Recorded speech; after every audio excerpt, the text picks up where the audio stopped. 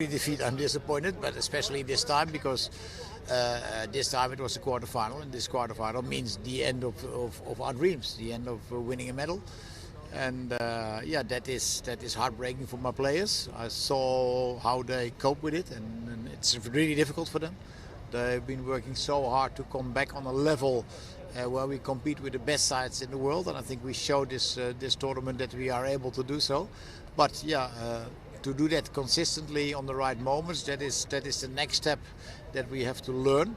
But nevertheless, I'm really proud of what the boys have shown here, and hopefully all the fans in India have recognized what this team has been doing, and will keep supporting us in the upcoming years.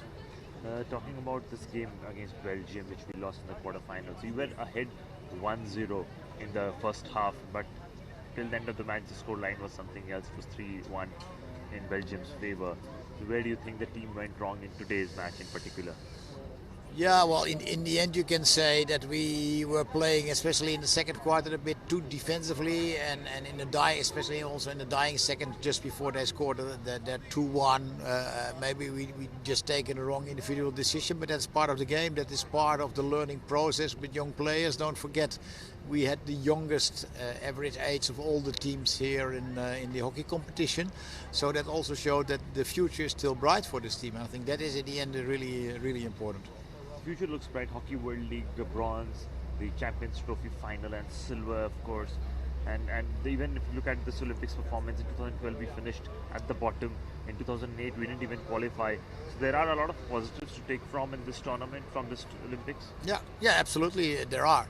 But at this moment, just after losing a quarterfinal, yeah, that is not something you really realize, because my head is still going, if that would that have changed the result of the game, because that's always what you're looking at as a coach. How can I change the result of the game? Today in the last quarter, for 10 minutes, I even took off our goalkeeper, and we played with 11 players, so try to force something. But yeah, unfortunately also that didn't work out. We didn't concede anything at the time, but also we didn't score a goal, although we created a little bit. So yeah, that is part of the game. And it's a learning process. It's always a learning process, and I think knowing that this team is so young still, I believe in this group of players. 2 years from here on, we have the 2018 World Cup, which will be played at home. All eyes on there, and still there's a time to prepare for that World Cup and get the combination right, and a lot of things.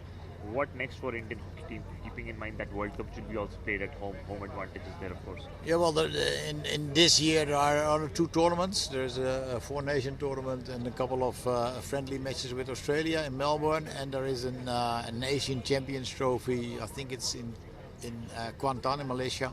So these two tournaments are there. Then we have the Junior World Cup in December, and then from 2017 onwards we will start probably the campaign for that World Cup in 2018. And as far as Roelent Oltmants is concerned, he was high performance director for the Indian hockey, and now he's of course the coach till this Olympics. So now what next for you as far as association with Indian hockey is concerned?